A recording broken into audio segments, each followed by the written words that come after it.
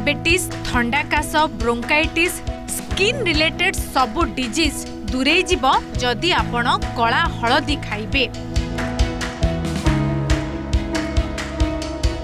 हलदीर अनेक औषधीय गुण रही आउ साधारण हलदी ठारू कला हलदीर औषधीय गुण डबल।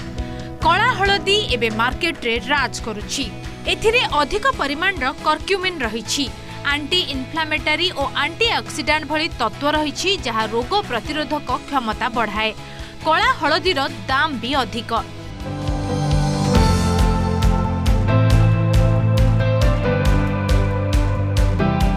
बालेश्वर जिला नीलगिरी निकट गड़ियामाल अंचलर माटी फली कला हलदी।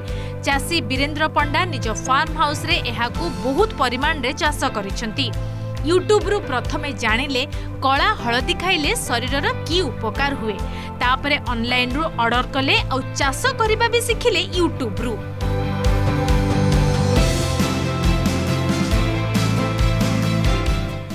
कला हलदी पूरा हलदिया हलदी परी ऊपर पटरू देखा जाए, किंतु काटी देले ताहा भीतरटा कला देखा जिवो।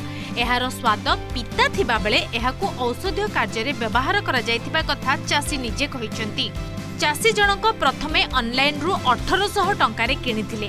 सेथिरे पुनी केबे पोचा बाहारे तो केबे खरा, तेणु निजे मंजी किनी चाष कले आउ एबे मार्केट रे 600 टंका रे बिक्री करूछंती।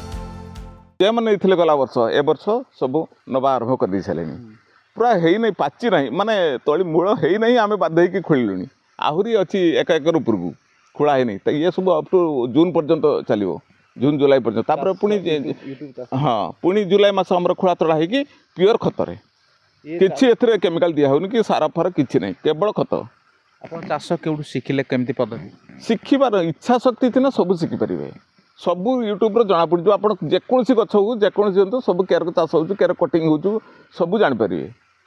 आप इंटरनेट रु किणुले हलदी खाइबा निजे केमती कौन असुविधा होता से असुविधा होता आप 250 ग्राम मागिले से अधे पचा थी अधे खराब थी तथापि तो आम खाऊले ना तापर आम मंजी आसाम मगेलु मगेकी आम चाष कलु। आप निजे खाई कौन उपकृत होती कौन कौन आर रही हाँ निजे खाई ना मोर ना डायबिटीज अच्छी ना प्रेसर अच्छी ना किडनी ना ना कैंसर एटा द्वारा इम्यूनिटी स्ट्रांग रहिबो। एबे जाए 70 केजी रु अधिक बिक्री कर साथिबा बेले एबे आहुरी 2 गुणा अधिक अमला आशा रखिछंती। तेबे कला हलदीर उपकारिता अनेक। तेबे ये जो हलदी यार उपकारिता संपर्क में निजे लाभ पाइबा परे निजे मध्य लोकंकु सुलभ दर में पहुँचापी उद्यम जारी रखिछंती वीरेन्द्र पंडा। नीलगिरी गड़ियामाल अंचल विशंबर दास, ओटीवी।